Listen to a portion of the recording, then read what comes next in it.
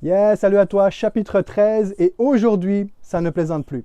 C'est le chapitre de la mise en garde, qui débute avec les propos de Jésus lorsqu'il déclare qu'il ne restera plus pierre sur pierre de ce magnifique temple qui se dresse sous vos yeux.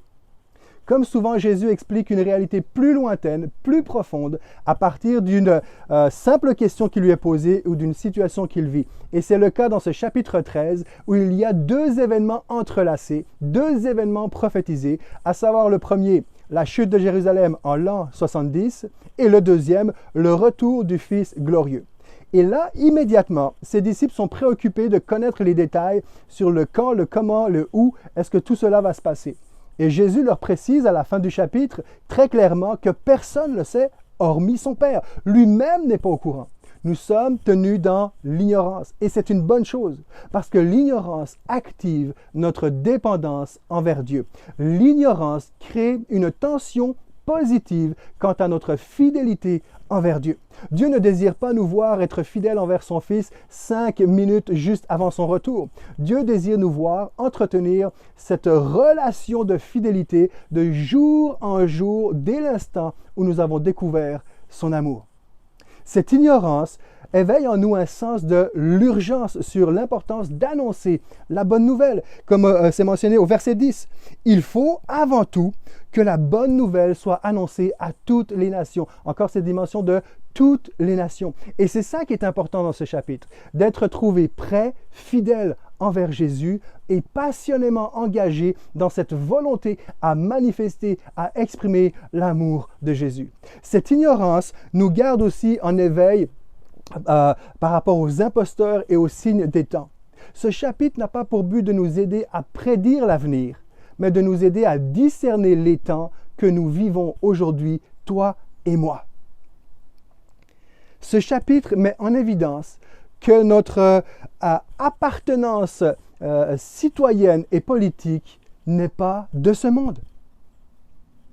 Arrête de te préoccuper, de te faire un sang d'encre, de t'inquiéter sur toutes les décisions politiques qui sont prises autour de nous tous les jours. Je ne suis pas en train de dire qu'il ne faut pas aller voter et prendre part à la vie politique autour de nous. Non, je suis simplement en train de dire, arrêtons de nous préoccuper de toutes les décisions politiques et tout ce qui se passe autour de nous. Notre appartenance n'est pas de ce monde. Mettons plutôt notre énergie à nous concentrer sur la personne de Jésus, sur ce qu'il s'attend de nous, sur ce qu'il s'attend à ce que nous fassions avec lui, en lui et ensemble. Mettons notre énergie sur toutes ces choses-là plutôt que tout ce qui arrive autour de nous parce que nous ne sommes pas de ce monde.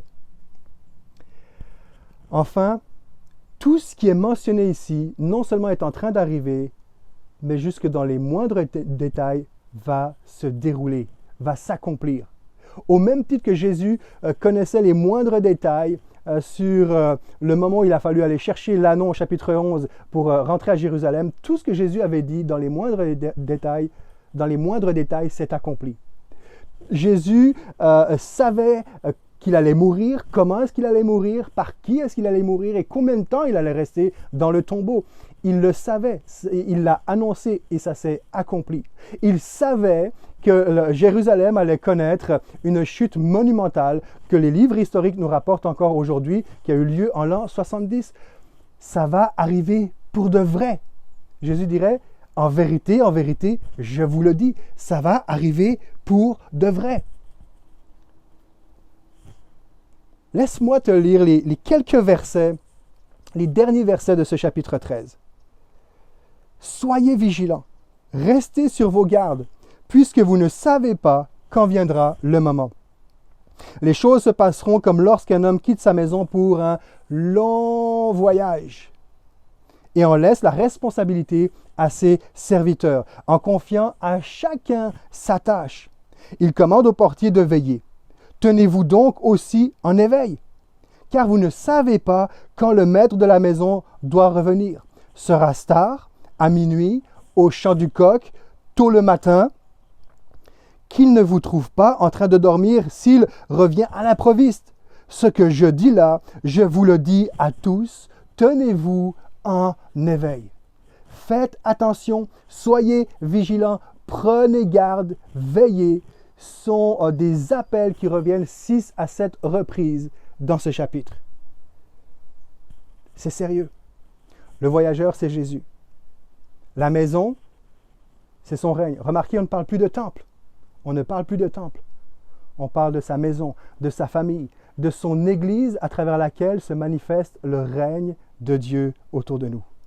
Ses serviteurs, nous sommes tous concernés. Chacun s'attache. Je prie que tu puisses être affiné dans la compréhension de ton rôle dans les temps d'aujourd'hui, ou que tu puisses découvrir peut-être pour la première fois quel est ton rôle personnellement pour toi aujourd'hui dans les temps que nous vivons. Chacun, nous avons une tâche. C'est 1 Corinthiens chapitre 12, la beauté et la diversité du corps de Christ. Un message aux portiers, j'ai un message complet sur les portiers et je crois que nous sommes tous appelés à veiller sur nous-mêmes comme la Bible nous l'enseigne, mais je crois qu'il y a là aussi un appel spécifique à ceux et celles qui sont voués à prêcher, à enseigner, à nourrir et à conduire des personnes auprès de Jésus. Chers collègues, je m'inclus avec chaque pasteur, je nous appelle à ne pas prendre à la légère la vocation que le Seigneur nous a adressée. Nous vivons des temps sérieux, c'est urgent. Ne prêchons pas sans conviction, n'exerçons pas le ministère avec monotonie, ne soyons pas détachés de ce que nous exprimons, ne prêchons pas les vérités du ciel avec indifférence, avec monotonie, avec légèreté. Ne soyons pas comme les spécialistes de la loi que nous avons vus dans les chapitres précédents. Ne soyons pas de ceux qui ne vivons pas ce que nous disons. C'est sérieux, il y a un appel pressant à veiller, à intercéder.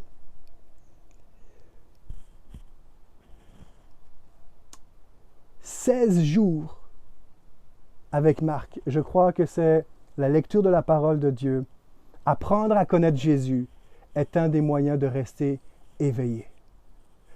Je réalisais ce matin que « à vos marques près » va beaucoup plus loin que « à vos marques près », c'est la rentrée scolaire. Ce matin, je réalisais que ce « à vos marques près » est un « à vos marques près, Jésus revient ». C'est sérieux. Il y a une mise en garde. Que Dieu nous renouvelle dans notre vie de prière, dans notre passion et notre engagement pour lui, dans notre unité les uns avec les autres, dans notre priorité à la lumière de l'éternité. Parce que ce que Jésus dit s'accomplit. Allez, je te souhaite une bonne journée. On se retrouve demain. Ciao, ciao tout le monde.